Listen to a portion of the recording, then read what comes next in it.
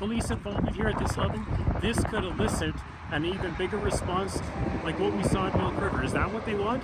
I think they all need to call in sick, take COVID tests, and shut her down and say, I can't make it into work today. Did you used to have faith in police? Not really, but now it's really bad because they have tarnished the badge. Like I have no respect for them anymore. They should have stood down in Ottawa, but they didn't. So right now what they're doing, they're working for their corporation instead of taking care of we the people. So they're not taking care of us. They're ready to pounce on us anytime, and that's very sad. They have hundreds of officers, and some of them have automatic weapons. Just, what are they going to do? You know, they've got too many people down here that just elicits a negative response, and it turns people against them, and then they wonder why.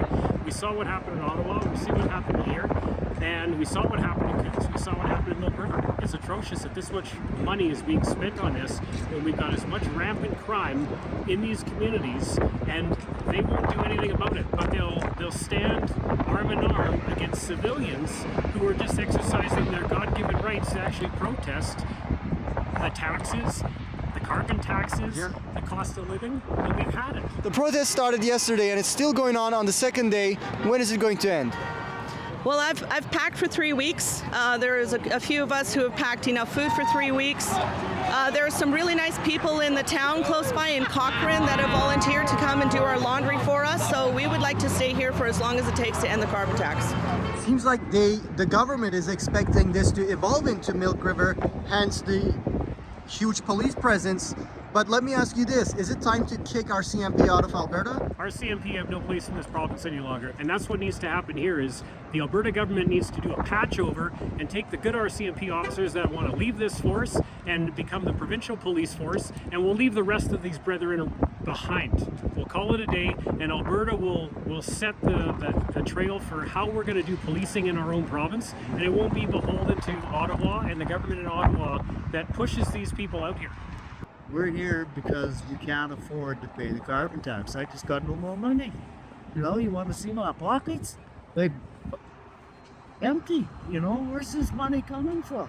Yeah. You know, I'm going to have to get me a couple of them there plastic bags, and I'm going to have to start collecting pot cans just so I can, you know, manage day to day. Do you feel like a tax slave? I definitely do. I feel like pretty much most of my income goes towards various taxes, and I don't know, I wish I was allowed to keep some of my income that I work hard for. Do you feel like a tax slave? Yeah, I do actually. I feel that we're way overtaxed. I've been a tax slave all my life, as long as I've been working in the Canadian economy.